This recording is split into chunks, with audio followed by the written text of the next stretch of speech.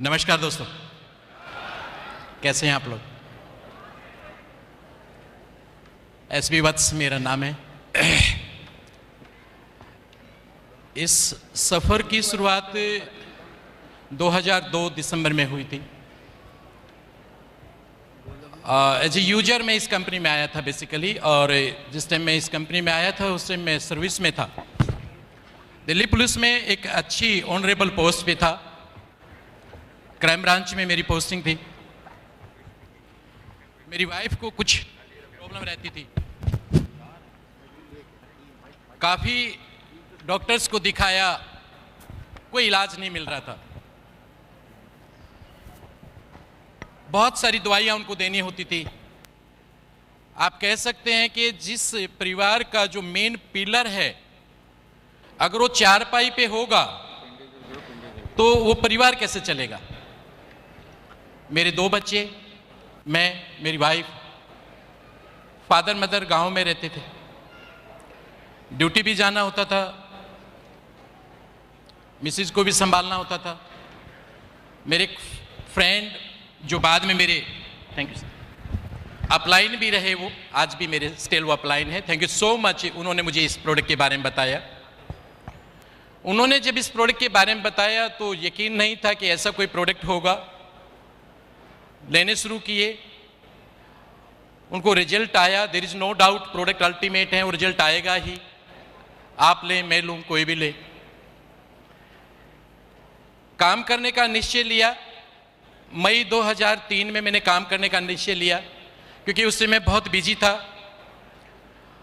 सुबह ड्यूटी जाने का टाइम होता है पुलिस वालों का, आने का टाइम नहीं होता। अक्सर मैं देखता हूं, अभी एफएलपी में बहुत सारे लोग आते हैं, वो कहते हैं कि मेरे पास समय नहीं है। मैं कहता हूं पुलिस वालों से ज्यादा बिजी कोई नहीं होता। उनका ड्यूटी जाने का टाइम होता है, शाम को जब सब लोग छुट्टी करके ऑफिस के लिए निकलते हैं, ऑफिस से घर के लिए निकलते हैं, तब वो फिक्स करते हैं कि आज रेड किस पे करनी है, आज किसको उठाना है, किसको ट्रैप करना है। रात को 12 बजे, 1 बजे, 2 बजे, 3 बजे में भी आप रात को आए, में भी ना आए, तो बहुत बिजी था। तो उसका एक हल था कि मैं अपनी छुट्टी लूं। छुट्टी लेके काम करना शुरू किया। 16 मई 2003 मुझे डेट याद है। मैंने ईएल भरी। मेरे बॉस ने मुझे बुलाया, क्या करोगे इतनी छुट्टियों का, 1.5 महीने की छुट्टी आपने अप्लाई कर दी है। मैंने कहा सर मुझे कोई काम करना है। बॉस के साथ मेरी बहुत अच्छी टून अप थी, क्योंकि वो मेरी बहुत सारी स्थितियों को जानते थे। उन्होंने कहा कोई बात नहीं, आप छुट्टी ले लो, लेकिन टाइम से वापस आ जाना। 1.5 महीने की छुट्टी लेके मैंने काम करना शुरू किया। और 1.5 महीने की छुट्टी में तो सक्सेस होना नहीं था। और सक्सेस का तरीका आप लोग सभी जानते हैं। बहुत सारे मेरे साथी लीडर्स आप लोगों को, मेरे सीनियर लीडर्स आप लोगों को बता भी रहे कि सक्सेस पे जाने से पहले आपको ट्रेनिंग के प्रोसेस से गुजरना होगा। अगर आप ट्रेनिंग से नहीं गुजर पाएंगे तो आपकी सक्सेस अधूरी है और वो टेम्परेरी है। तो ट्रेनिंग लेना शुरू किया। 1.5 महीने तक लगातार ट्रेनिंग। छुट्टियां खत्म हो गई, लेकिन कमिटमेंट था कि मैं भी इसमें कामयाब होकर दिखाऊंगा। फिर 1.5 महीने की ईएल एक्सटेंड करवाई। 3 महीने में भी बात नहीं बनी। एक कसम थी कि वापस ड्यूटी पे उस दिन जाऊंगा जिस दिन मेरा चेक 1 लाख रुपए का होगा।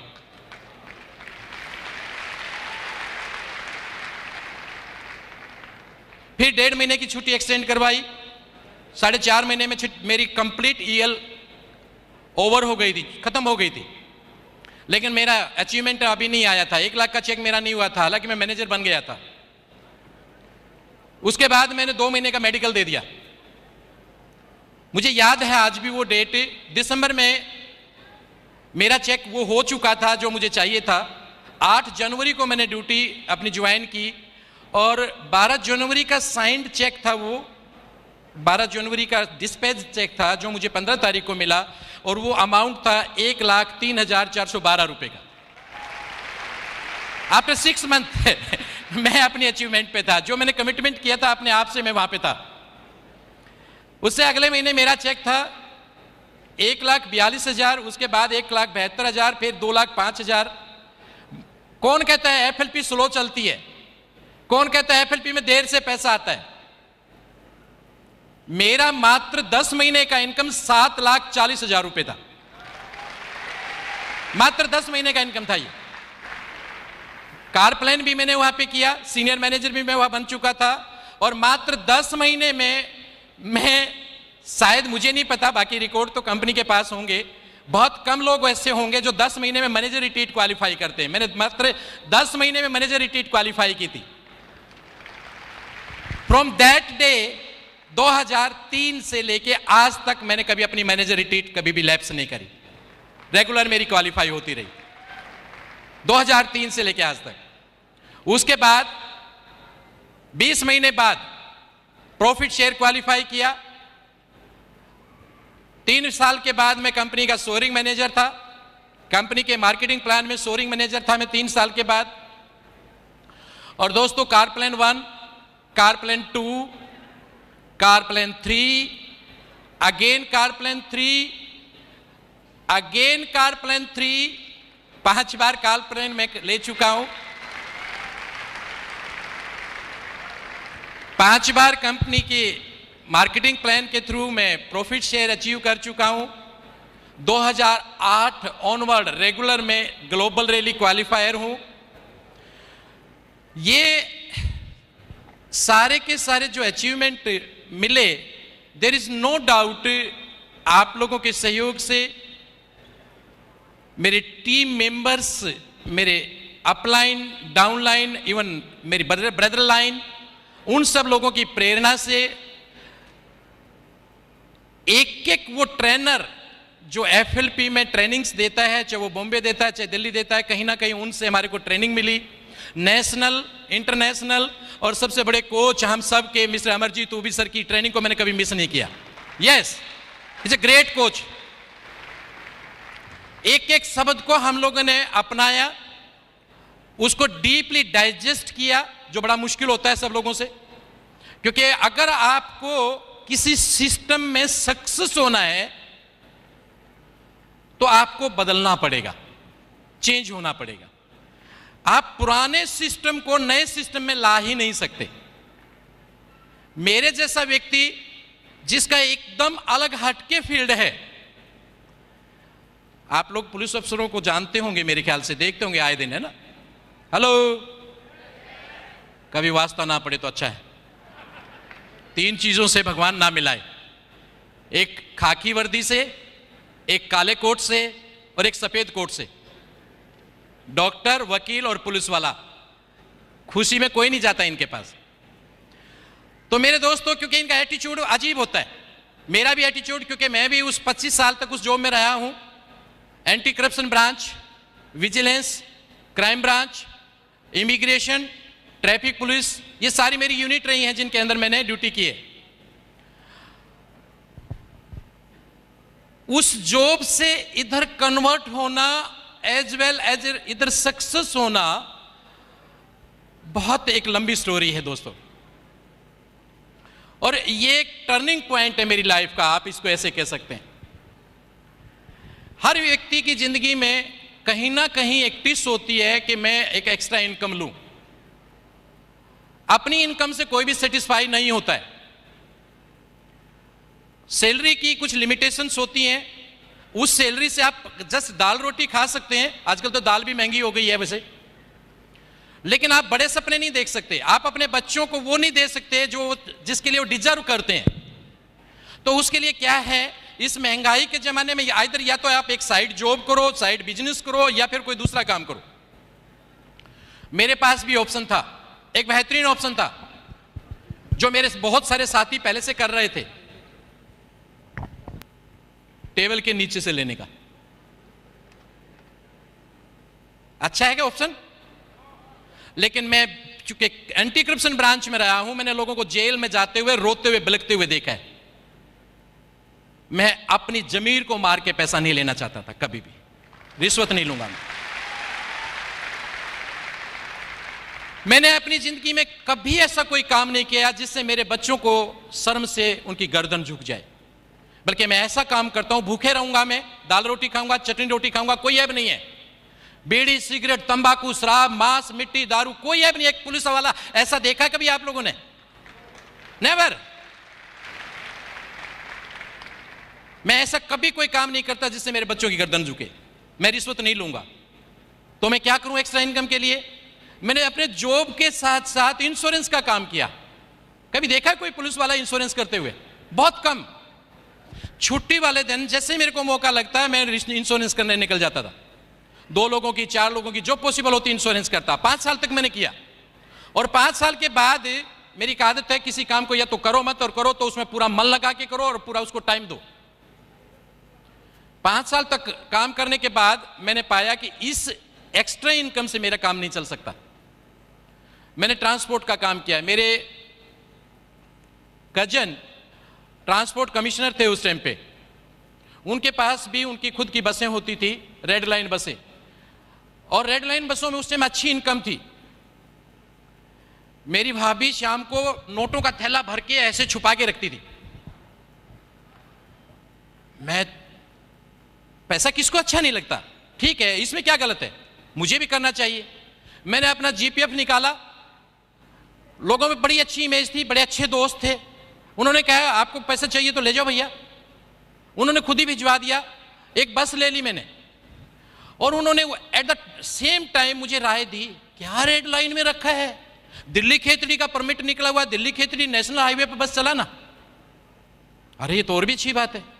मैंने दिल्ली खेतड़ी का परमिट लिया और बस वहां पे लगा दी। मुश्किल से 1 महीना भी नहीं चली थी, वहां के जो एसटीसी स्टेट ट्रांसपोर्ट कमिश्नर के काउंटर साइन होने थे वो नहीं हुए, और वो गाड़ी विड्रा हो गई। कोर्ट केस चला, उससे कोर्ट से हम लोगों ने स्टे लिया, लेकिन मुश्किल से 2-3 महीने बाद बस हमारी वापस हो गई। बहुत बुरी स्थिति थी मेरी। मेरी सैलरी 20-22 हज़ार रुपये, ड्राइवर की तनख्वाह 15 हज़ार रुपये, कंडक्टर की तनख्वाह 5 हज़ार रुपये, ऊपर से क्लीनर, ऊपर से गाड़ी की 17,800 रुपये किस्त। मैं कहाँ से पे करूँगा? बस मेरे घर पे के बाहर खड़ी थी। डग्गेमारी में चलाई, नेपाल बॉर्डर पे जाती थी, हरिद्वार जाती थी, वहाँ पे जम्मू कटरा चलने लगी। एक बार एक ठेकेदार को बस दे रखी थी, उसने नेपाल बॉर्डर पे ले जाके वहाँ पे गाड़ी का इंजन सीज कर दिया। 3 दिन में उस बस को हम क्रेन से ढो के लाए यहाँ पे।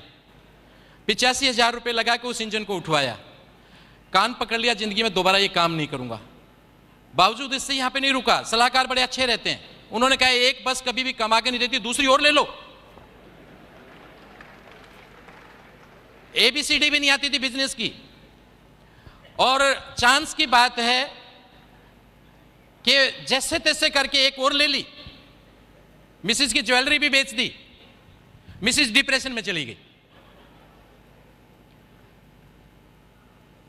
अपना ऑफिस खोला, ट्रांसपोर्ट का ऑफिस खोला। मैं, मेरे ब्रदर इन लॉ यहीं पे बैठे हैं वो, और हम दिन रात भागे फिरते थे। 5 साल तक उस काम को भी किया। फिर वहां से थकने के बाद हमने अंडर DTC लगा दी। अंडर DTC लगाने के बाद, चेक आने के बाद हमें जल्दी ये रहती थी कि इसको कैश कैसे कराएं। और चांस की बात तो वही बैंक मैनेजर जो मेरे चेक को उस टाइम पे कैश करते थे, यहीं पे बैठे हैं वो बैठे।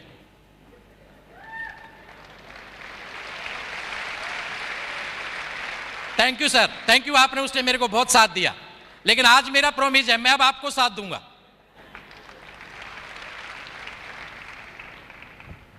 दोस्तों, 5 साल बाद गोसवारा निकाला। मेरे सर पे जितने बाल थे उतना मेरे सर पे कर्ज था। सब कुछ बेच दिया। वाइफ की हालत ये थी, बिस्तर से नहीं उठ पाती थी। घर में फोन, लैंडलाइन, जब बेल बजती थी तो हम लोग कांपने लग जाते थे, किसी पैसा मांगने वाले का फोन है। एक मेरे गुरुजी हैं, उन्होंने कहा कि यहाँ से आप जगह बदल दो। मेरे पास गवर्नमेंट का रेजिडेंस था। मैं छोड़ के यहाँ से रोहतक चला गया। कई बार कुछ लोग कहते हैं कि हमारे पास पैसा नहीं है इसलिए हम एफएलपी नहीं कर सकते। रोहतक चला गया। मेरे पास पैसा मांगने वाले वहीं पे मेरे को सूंघ के कहां पे छुपा हुआ हूं वहीं पहुंच गए। अक्सर ये सोचने लगा मैं कि इस जिंदगी से नरक भी बेहतर है, क्यों ना मैं सुसाइड कर लूं, क्योंकि इतना पैसा मैं नहीं दे सकता था। 22 लाख कर्ज 2002 में बहुत बड़ा कर्ज होता है। सैलरी मेरी 20-22 हजार रुपए थी। ऐसे बढ़ रहा था, हर महीने उसमें करीब 50-60 हजार रुपए हर महीने इंटरेस्ट के जुड़ जाते थे। हर 2 महीने बाद 1 लाख बढ़ जाता था। एक दिन मेरी जिंदगी का बहुत ही टर्निंग पॉइंट आया। मेरे घर में, जिस मकान में हम रह रहे थे रोहतक, किराया देना था मुझे। किराया देने के लिए मेरे पास पैसा नहीं था। मैंने किसी से इंश्योरेंस की प्रीमियम लेना था दिल्ली से। मैंने सोचा कि उससे प्रीमियम के पैसे लूँगा, उसकी 2 दिन बाद किस्त भर दूंगा और मैं यहाँ पे उसका रेंट पे कर दूंगा। मैं घर से निकला तो मेरी जेब में बस में टिकट लेने के लिए पैसे नहीं थे। ट्रेन में जाने के लिए भी मेरे पास पैसे नहीं थे। मैं अपनी कमजोरी को अपनी वाइफ को भी नहीं बता सकता था, क्योंकि वो पहले से डिप्रेस्ड हो चुकी थी। मेरे 2 छोटे छोटे बच्चे। कोई तीसरा आदमी मुझे नजर नहीं आता था कि जो मेरी मदद कर दे। मेरे फादर से भी मैंने बात की इस बारे में कि मेरे साथ ये स्थिति गुजर रही है। गांव में अच्छी जमीन जायदाद है। अगर आज मैं उसकी पर एकड़ की बात करूं तो 3 करोड़ रुपए पर एकड़ है। अकेला हूं, अच्छी जमीन जायदाद है। लेकिन पापा ने एक बात कह के मेरा मुंह बंद कर दिया, अगर मैं जमीन बेचूंगा तो गांव में बेइज्जती हो जाएगी, इज्जत खराब हो जाएगी। मेरे पास कोई ऑप्शन नहीं था। दिल्ली आना था, जेब में किराया नहीं था। घर से ड्रेस लगाई, ड्रेस लगा के बाईपास पे आया, ट्रक वाले को हाथ दिया और उसको कहा भैया मेरे को भादरगढ़ जाना। उसने ट्रक में पैसा देने की जरूरत नहीं, पुलिस वालों को कोई पैसा नहीं मांगता। भादरगढ़ आया, वहां से डीटीसी बस पकड़ी, बस अड्डा आया, वहां से पैसा लेके और किराए वाले को पैसा दिया। ये मेरी जिंदगी का आखिरी वो कदम था जहां से मेरे को उठना था।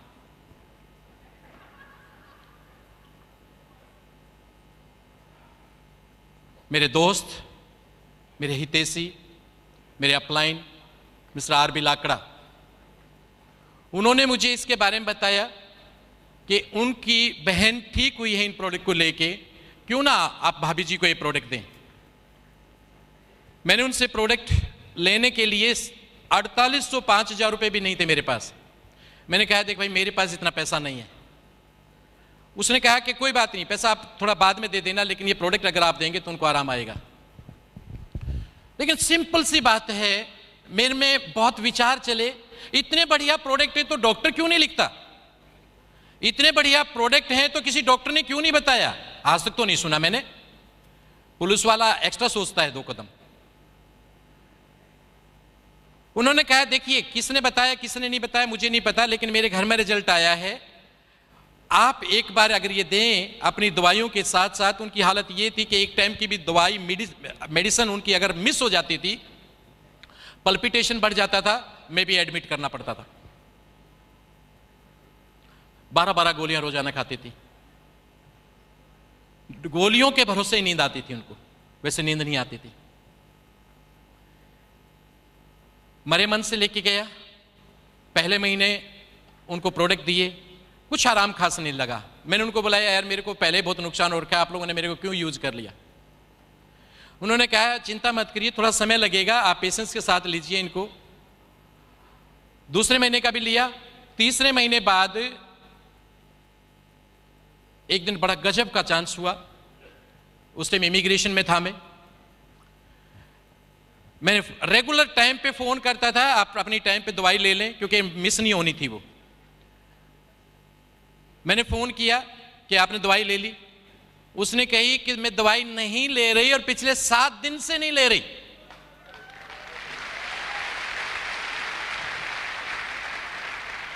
और आज के बाद इस जहर को खाऊंगी भी नहीं मैं नहीं लूंगी ये दवाइयां, और मैं बिल्कुल ठीक हूं। वो मेरी जिंदगी का सबसे हसीन पल था कि मेरी जिंदगी का एक कैंसर जो जिंदगी में कभी ठीक नहीं होता वो ठीक हो चुका था with these products. Thank you so much sir, thank you.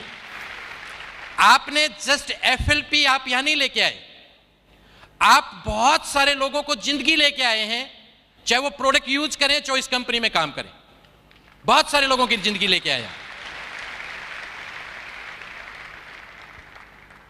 उसके बाद मैंने डिसीजन किया कि मैं इस प्रोडक्ट को आगे प्रमोट करूंगा। मेरे भैया जो उस टाइम में प्रिंसिपल थे, उन्होंने कहा यार ये प्रोडक्ट बेहतरीन प्रोडक्ट है, मैं भी यूज करूंगा। मैंने कहा भैया बहुत महंगे हैं। अच्छा महंगे हैं तो तू ही यूज कर सकता भाई, हम तो कर ही नहीं सकते। अच्छा भैया आप भी ले लो। उन्होंने लिया। वो डायबिटिक थे, अस्थमेटिक थे लिटिल बिट, उनको अस्थमा की शिकायत रहती थी, बीपी हाई था। रात को हमारी भाभी पैर दबा दबा के सुलाती थी, उनको नींद नहीं आती थी। अब सुबह वो 4 बजे पार्क में दौड़ लगाते थे। वो कहते थे यार पता नहीं कहां से एनर्जी आती है, मेरे को कोई थकान नहीं होती और मैं एकदम हेल्दी महसूस कर रहा हूं।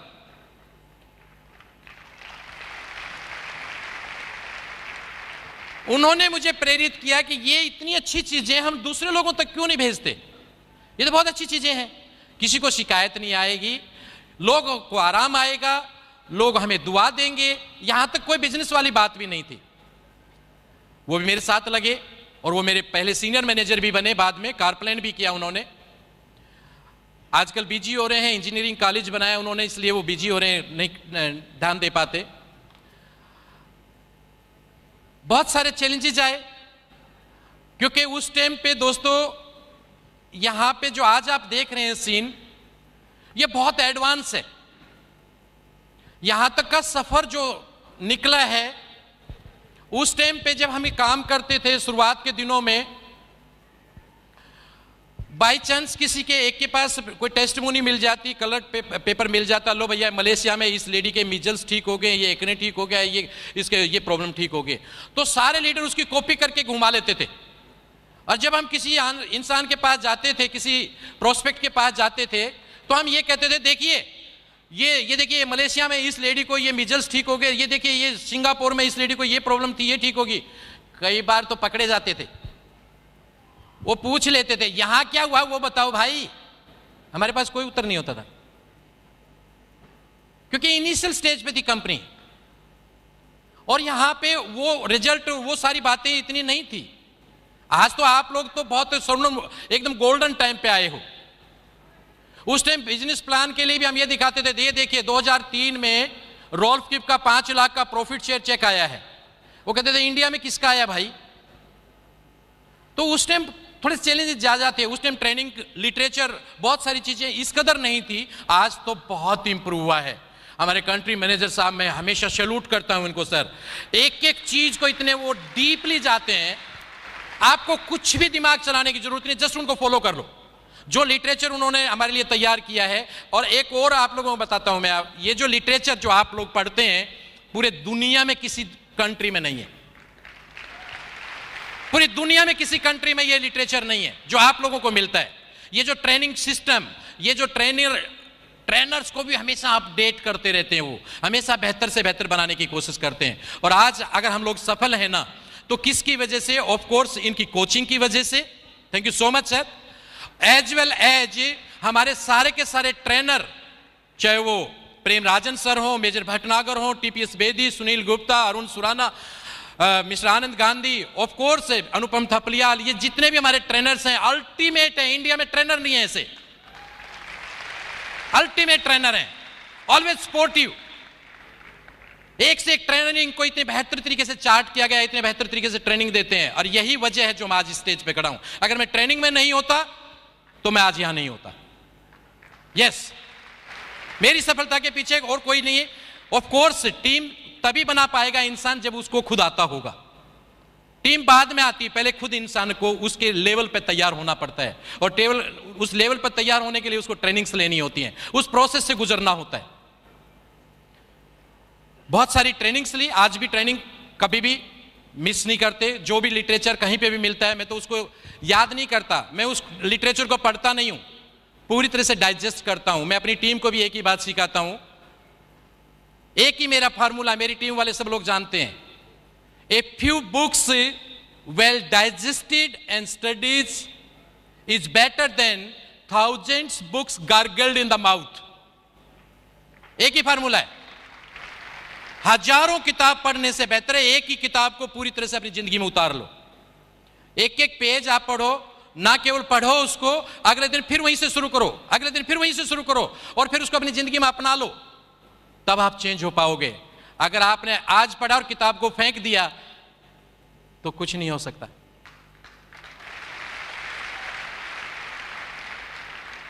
अब मुझे गेन करना था, सिंपल सी बात है, काम करने का डिसीजन लिया तो 3 ही फार्मूले थे।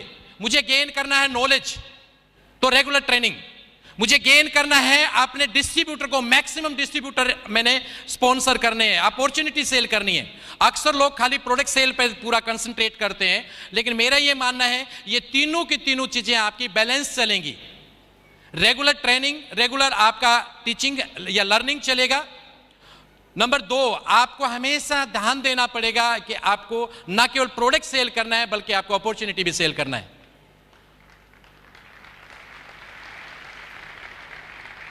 आज भी मेरा एक वसूल है, मेरे टीम में कोई भी व्यक्ति कहीं भी किसी भी डाउन में हो, मैं परवाह नहीं करता ये मेरा 12वां डाउन लाइन है, ये मेरा 10वां डाउन लाइन है, मैं जानता ही नहीं 6 3 2 क्या होता है, नहीं जानता। मेरा 15वां डाउन लाइन भी अगर मेरे को ये कहे मेरे को ट्रेनिंग चाहिए तो मैं बोलता हूं कब चाहिए, मैं आ रहा हूं। सिंपल, एक ही फार्मूला है। और मेरी टीम बैठी यहां पे, कोई भी ये कहते सर मेरे को ट्रेनिंग नहीं दी, कोई भी, एक ही तरीका है मेरा। कोई भी व्यक्ति मेरे को फोन करे मुझे एफएलपी करना है, चाहे वो अंडमान बैठा है, चाहे वो बेंगलोर बैठा है, चाहे वो कलकत्ता बैठा है, श्री भगवान वहां पे खड़ा है।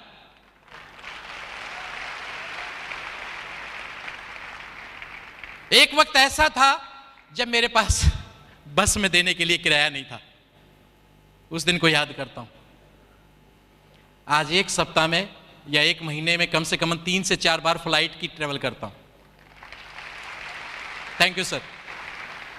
कम से कम 3 से 4 बार फ्लाइट की ट्रेवल करता हूं। यह दिन दिया एफएलपी ने, यह दिन दिया मेरे को इस अपॉर्चुनिटी ने।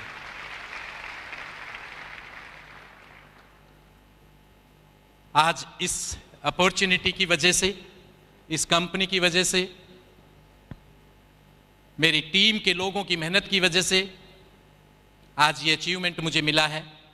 ऑफ कोर्स इन ट्रेनर्स की वजह से, जो सारे के सारे डायमंड मेरे सामने बैठे हैं, A to Z, सबका नाम लेना पॉसिबल नहीं है, चाहे वो मेरिट के डायमंड बैठे हों, चाहे वो कहीं के भी डायमंड हों, सारे ट्रेनर्स, इन सब लोगों की गाइडलाइंस की वजह से, इन लोगों के सम्मान की वजह से, इन लोगों के प्यार की वजह से, इन लोगों की प्रेरणा की वजह से।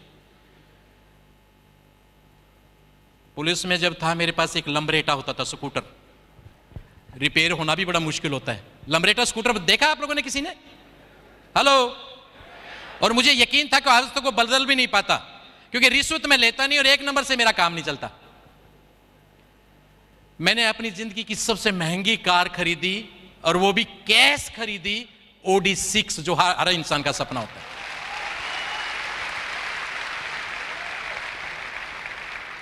HDFC बैंक में मेरा अकाउंट है, वो अक्सर मुझे फोन करते रहते हैं, सारे सर आपका ये प्री अप्रूव्ड लोन है 30 लाख का, सर आपका ये प्री अप्रूव्ड लोन है 60 लाख का, सर आपका ये प्री अप्रूव्ड क्रेडिट कार्ड है आपका 10 लाख का, 5 लाख का, ऐसे करते रहते हैं। मैं बोला तुम्हें लोन चाहिए तो बोलो, अपने को नहीं चाहिए, अपने को नहीं चाहिए, बिल्कुल नहीं चाहिए। आज मेरे पास FD है, आज मेरे पास रेगुलर डिपॉजिट करता हूं मैं, रेगुलर मैं सेविंग करता हूं, एक सिस्टम अपनाता हूं।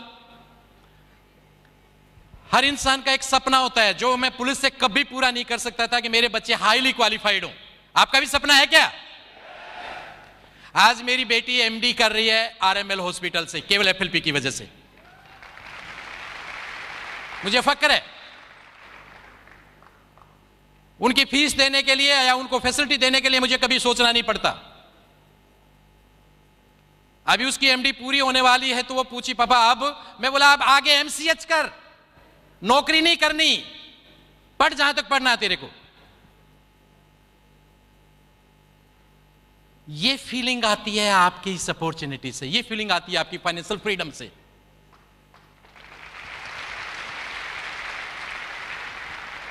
क्या मैं पुलिस में होता तो ये मिलता मुझे? क्या मैं ऐसा कर पाता? बहुत सारे बैठे हैं आप लोगों में जो नौकरी कर रहे हैं कहीं ना कहीं। बोलिए एक बार, दिखाइए तो सही मुझे अपना हाथ। कब छोड़ रहे हो? प्लीज अपने आप पे विश्वास करो पंकज जी। आजकल मेरी टीम में नौकरी छुड़ाने में मैं माहिर हूं। मेरे पारसनाथ जी सब इंस्पेक्टर से अभी उन्होंने रिजाइन किया है। पारसनाथ जी कहां हैं? ये खड़े। अभी सब इंस्पेक्टर से इनको वीआरएस दिलाया। नौकरी छुड़ाने में माहिर हूं भैया, किसी को छोड़नी हो तो मेरे पास आ जाना। और जिंदगी भर अगर गुलामी करने की आदत पड़ गई है तो मैं क्या करूं? मजबूरी है, हमने नौकरी की क्योंकि हमारे पास सेकंड ऑप्शन नहीं था। लेकिन इससे बेहतर अपॉर्चुनिटी पूरी अर्थ पे नहीं है, ये मैं गारंटी से सील लगाता हूं।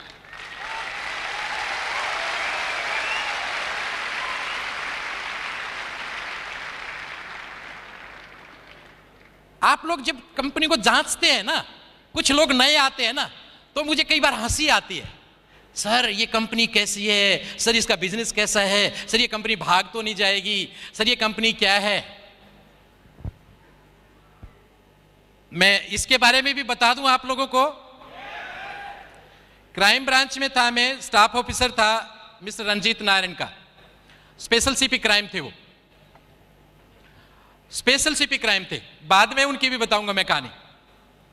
मैंने जब उनको इस कंपनी के बारे में बताया, मेरे प्रोडक्ट यूजर हैं वो, आज भी यूजर हैं, तो उन्होंने कहा, जिस टाइम पे एक वक्त ऐसा आया था कि जब मैं बहुत ज्यादा पागल हो गया था इस सिस्टम के लिए, तो उन्होंने कहा एक काम कर, क्योंकि मैं क्राइम ब्रांच की इकोनॉमिक ऑफेंस सेक्शन में था, जहां पे ऐसी कंपनियों के खिलाफ रोजाना केस रजिस्टर करते हैं।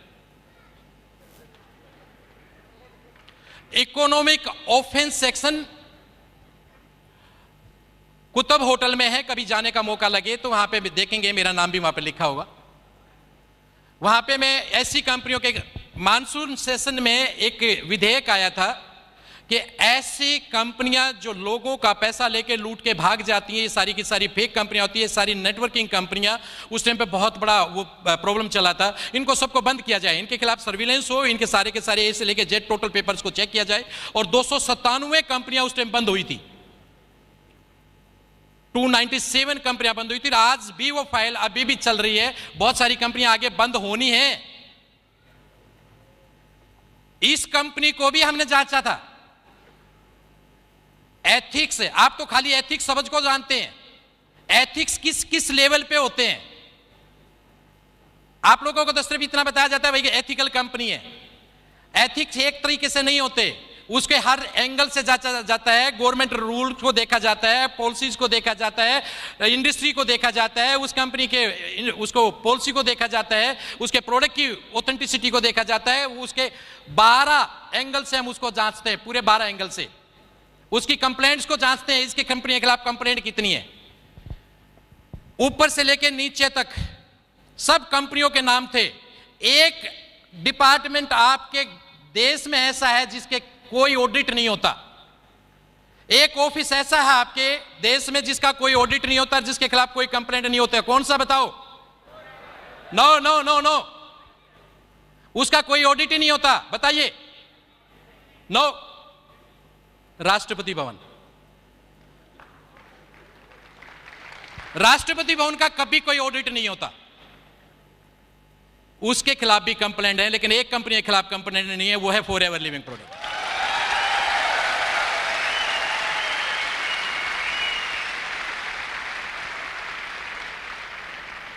शायद ही कोई ऐसा गवर्नमेंट डिपार्टमेंट हो जिसने हमेशा टाइम पे पैसा दे दिया हो, शायद ही। कितना भी ऑथेंटिक डिपार्टमेंट क्यों ना हो, कितना भी सिस्टमेटिकली डिपार्टमेंट क्यों ना हो, लेकिन 2 बार तो पैसा लेट होता ही होता है। 31 मार्च को और 31 सितंबर को फाइनेंशियल क्लोजिंग होता है, 6 मंथली और ईयरली, तो 2 बार तो पैसा लेट होता ही होता है। सैलरी क्या कहते हैं पंकज जी? एक कंपनी दुनिया में ऐसी है जिसका पैसा लेट नहीं होता, वो है फॉरएवर लिविंग प्रोडक्ट।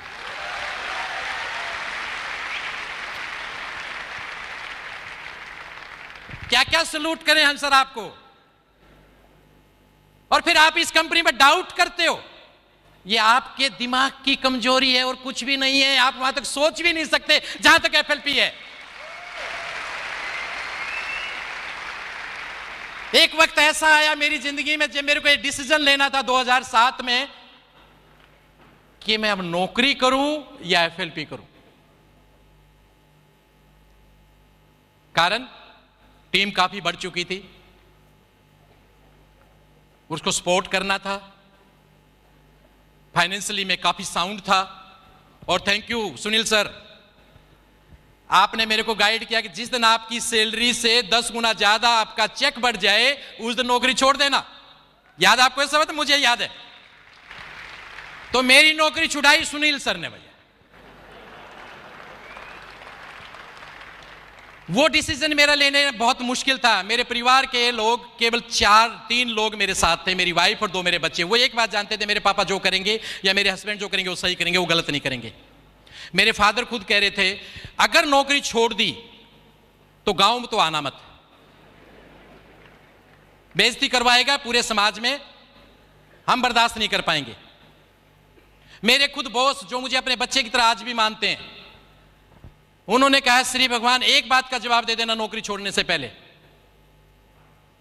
अगली 15 साल की तेरी नौकरी बाकी है, कितना पैसा तेरे को मिलने वाला है, प्रमोशन तेरे को मिलने वाला है, जून में तेरा प्रमोशन ड्यू है और सितंबर में उसमें नवंबर में तू नौकरी छोड़ने की बात कर रहा है। ऊपर से पे कमीशन आना है, 2008 जून में पे कमीशन आया था। तू क्या करना चाह रहा है? गुरुद्वारे जाते होंगे, मैंने भगवान को नहीं देखा कभी, आपने देखा है? हेलो, मैंने नहीं देखा भगवान को कभी।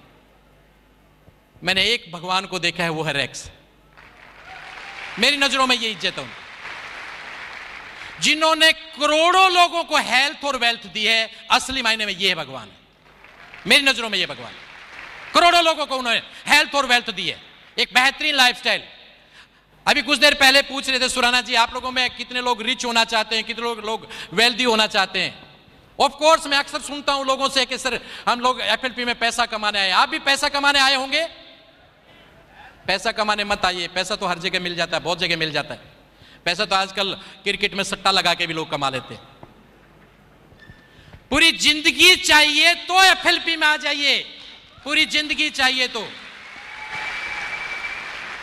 एक बेहतरीन लाइफस्टाइल, अल्टीमेट लाइफस्टाइल, देश विदेश की यात्राएं, बेहतर एजुकेशन, लंबी कार, लंबा बढ़िया मकान, एक बेहतरीन owner, recognition, reputation, lots of time, सब कुछ आपको चाहिए तो उसके लिए एफएलपी है। It's not a part of life, it's a complete life. Decision आपका ही आपकी जिंदगी को बेहतर बनाएगा। आज सब कुछ है केवल एफएलपी की वजह से। आज जो है सेटिस्फाई हूं, लेकिन सचिन तेंदुलकर की एक बात को याद रखता हूं कि मैं सबसे बड़ा आलोचक खुद का खुद हूं। यहां पे रुकना नहीं है, मुझे नहीं रुकना ना, आगे बढ़ना है। स्लो ही सही, धीरे ही सही, लेकिन आगे तो बढ़े, इससे आगे बढ़ना है। आज मैं महसूस करता हूं उस दिन को जब हमारी हैबिटेट सेंटर में हमारी सक्सेस डे हुआ करती थी, और आज इस स्टेडियम को जब हम महसूस कर रहे हैं, इस सफलता को हम लोग सभी सेलिब्रेट कर रहे हैं, पूरी एफएलपी सेलिब्रेट कर रही है। मैं बहुत दूर की सोचता हूं, बहुत विजुलाइज करता हूं हर चीज को। मुझे नहीं पता आप उसको विजुलाइज कर रहे हैं कि नहीं कर रहे हैं, लेकिन मुझे बहुत जल्दी ये क्राउड इंडोर स्टेडियम में दिखाई दे रहा है, इंदिरा गांधी स्टेडियम में।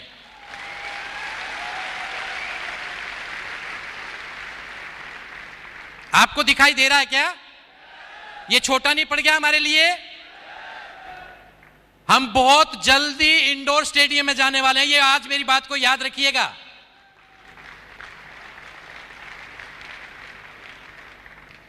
दोस्तों, आपका फ्यूचर, इस कंपनी का फ्यूचर, मैं तो इतना सा महसूस करता हूं, जस्ट हमारे को बेस बनाने में टाइम लगा है। एक जैसे कि हमारे रेक्स सर ने एक बड़ी गजब की स्टोरी सुनाई थी चाइनीज बम्बों के बारे में, कि पहले साल लगाया कुछ भी महसूस नहीं हुआ, दूसरे साल उसमें पानी देते रहे, वो उसमें चांटिंग करते रहे, कुछ भी महसूस नहीं हुआ, फिर उसके बाद धूप अगरबत्ती करते रहे, फिर भी कुछ चांटिंग नहीं हुआ, तो उसमें ग्रोथ नहीं हुआ। तीसरा साल, चौथा साल, 5 साल के बाद जब उन्होंने जाके देखा तो एकदम वो 75 फीट ऊंचा था। आज वही एफएलपी हो चुकी है। बेस बनाने में हमारे को 10 साल लगे, 12 साल लगे, लेकिन आज FLP जब हम महसूस करते हैं कि ऐसी रैली तो हमारे हर स्टेशन पे होने लग गई है। और आज हम, सही डाटा तो मेरे को नहीं देना चाहिए और मुझे मालूम भी नहीं है कि कितना, मैं अप्रोक्स आइडिया देता हूं। आप लोग ये बताइए कि आज FLP करीब 400 करोड़ के टर्नओवर के आसपास है। हम मुश्किल से कितनी % पॉपुलेशन के पास पहुंचे? 2%? 2% भी टच नहीं किया हम लोगों ने भैया। 1.25 बिलियन पॉपुलेशन है हमारे देश की, 1.25 बिलियन। 1 मिनट में 50 लोग, 1 घंटे में बच्चे, 1 घंटे में 3000 बच्चे, आज ही मैंने डाटा निकाला है, 1 घंटे में 3000 नए बच्चे आ जाते हैं। और कई बार मैं अपने डिस्ट्रीब्यूटर देखता हूं, वो ये कहते हैं सर उसको उसने ज्वाइन करा लिया, सर उसको उसने ज्वाइन करा लिया। मैं कहता हूं रे इतनी देर में तो और आ चुके हैं 10। क्यों टेंशन ले रहा है? पॉपुलेशन में तो महार हैं हम लोग, क्या है टेंशन ले रहे? ज्वाइन करा लिया, करना आने देना, तू दूसरा देख ले। और 10 ने काम नहीं करा तो क्या फर्क पड़ता है, 30 और 11वां देख ले, राइट? तो दोस्तों, सबसे पहले आज इस सफलता के लिए मुझे यहां पे खड़ा होकर 2 बात बोलने के मौका देने के लिए सबसे पहले मैं दिल से धन्यवाद करना चाहूंगा अपने कंट्री मैनेजर का। Thank you so much sir.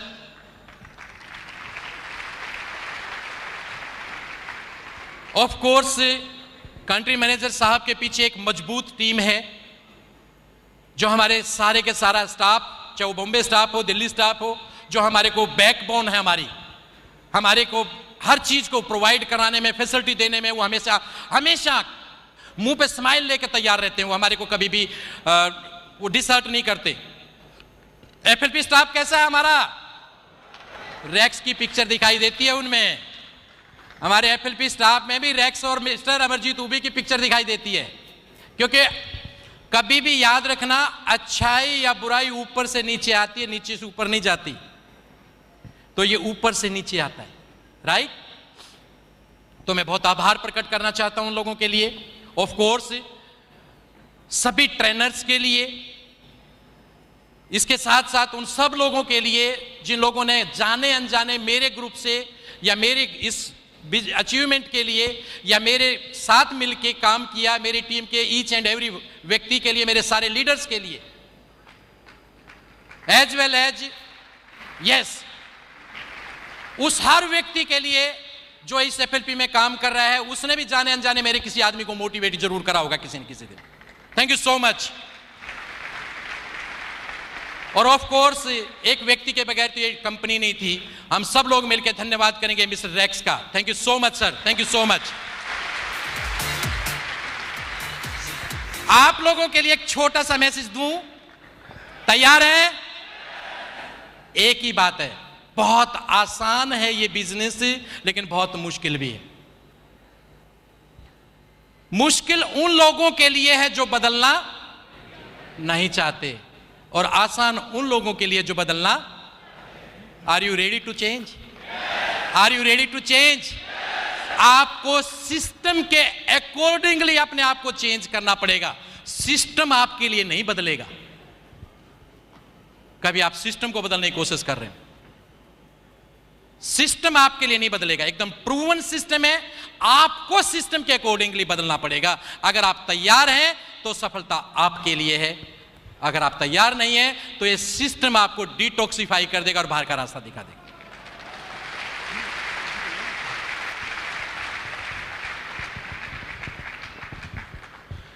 समय बहुत कम है, पूरा दम लगा दो तुम। कुछ लोगों को मैं जगाता हूं, कुछ लोगों को जगा दो तुम। Thank you so much, thank you.